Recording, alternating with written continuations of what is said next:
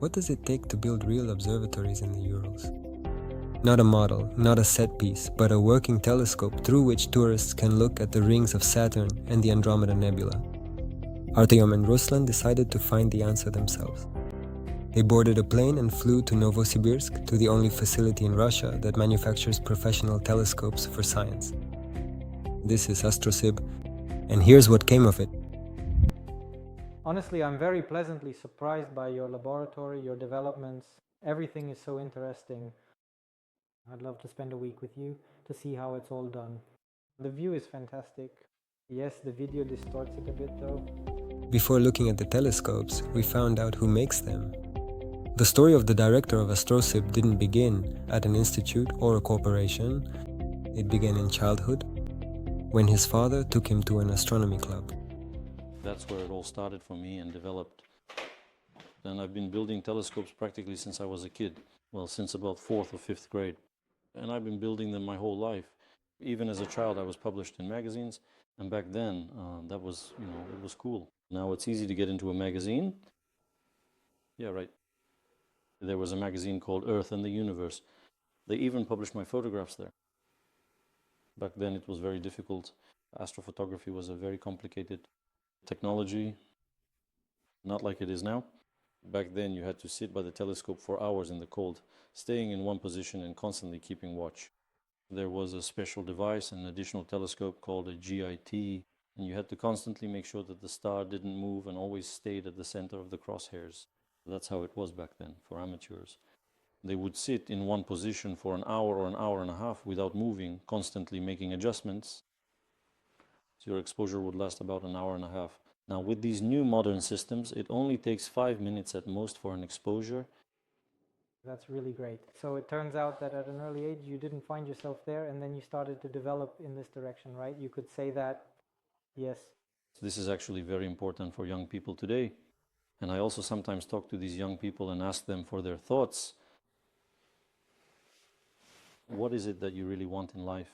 And almost no one can answer this question. What do you want to do? It's actually good, even if by the age of 20 or 25 you at least find your calling. But some people keep searching until they're 40.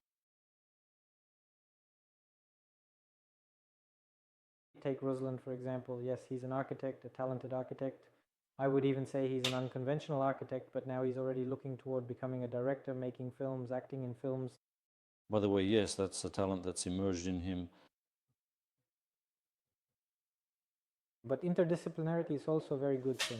At the intersection of several disciplines, something interesting can be born, so it's not always a bad thing. 7 people, that's exactly how many employees work at Astrosib.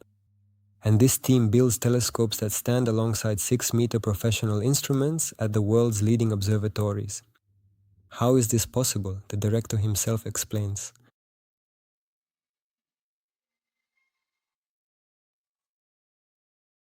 Here we also applied, well, as I already mentioned, he did. As a result, it's a dual-focus telescope. Of course, that's exactly what our clients want. It can transform from a long focus to a short focus high aperture telescope by changing this assembly.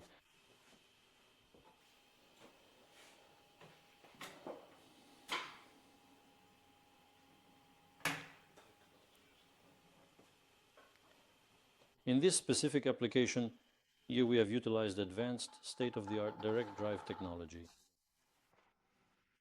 What this essentially means is that there are no gears, no belt drives, and absolutely nothing else at all. Everything is direct. Right here you can see the motor, and the telescope's axis is mounted directly on the motor itself, which is made possible by the integration of modern computers, ultra-precise sensors, and the sophisticated overall design of the motor and electric drive system.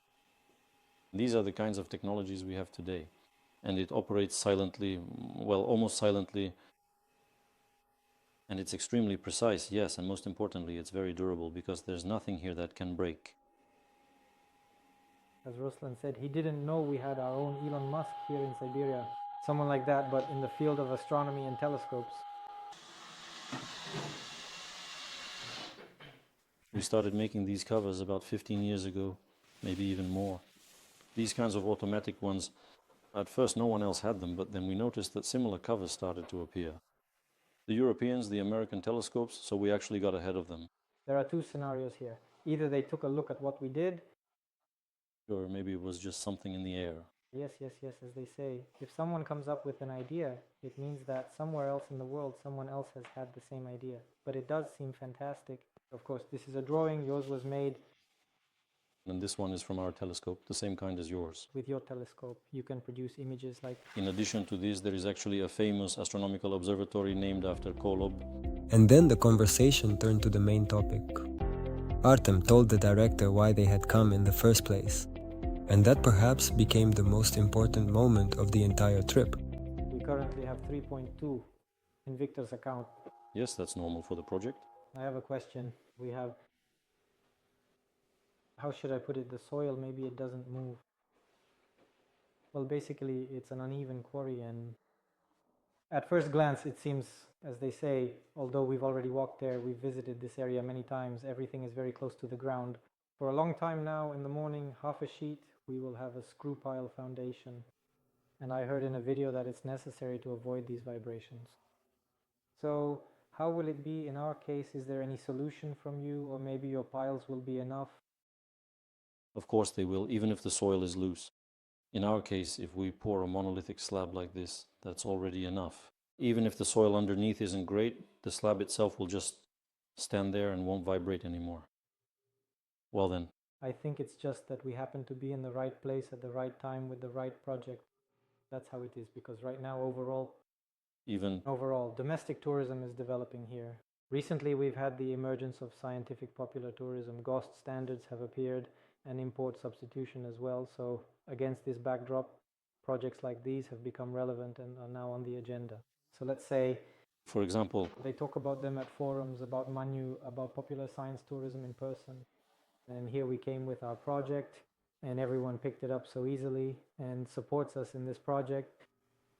A large number of tourists come from all over Russia. I've been there many times myself. Cars arrive, that is 5 cars arrive, 5 leave and then arrive, and so on every day. And we look at the numbers with people you talk. Someone is from Novosibirsk, Kemerovo. The longest one was St. Petersburg. And from Moscow, a lot of people travel, a lot of people come. And I even read statistics somewhere. About 10,000 tourists come to the Ural Mars every year. Yes, in general, there is no infrastructure there anymore. And some films come and shoot them, and they shoot videos. And we have to record songs against the backdrop of all this. Yes, of course, it looks powerful, so massive. When I watched the video, the domes seemed so small to me, but the camera doesn't convey the scale, actually.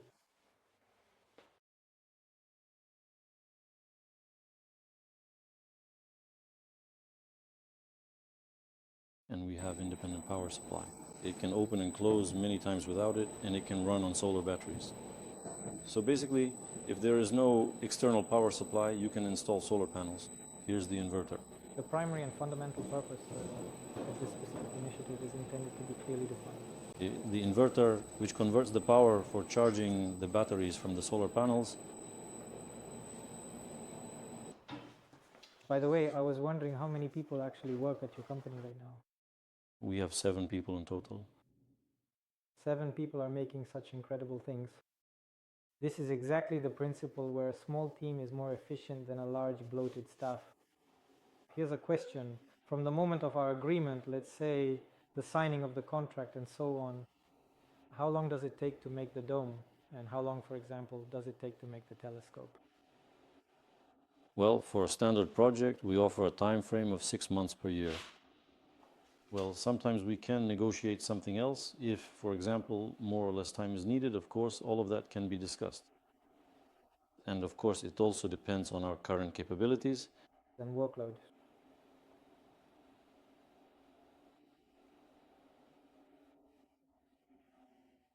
I've already realized that you guys are very open and ready to welcome guests. If we start working together when you begin the process, would it be possible for us to come every 2 weeks and film the creation process? I understand that there may be things that can't be shown. After all, these are your technologies and some engineering solutions, but in general, to come. And create video content? Yes, of course, that would actually be interesting. Well, of course, we should coordinate things so that it's interesting to show something. That's important for us, as you've already noticed. Yes, indeed, you have a very impressive level of focus on that. Documenting everything, and you document it in an interesting way. We try to be actors.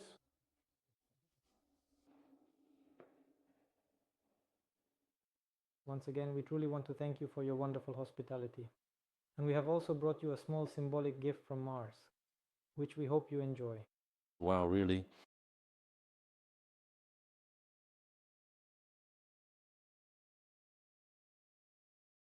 I even learned the book by heart. Here it is. That's great, unexpected.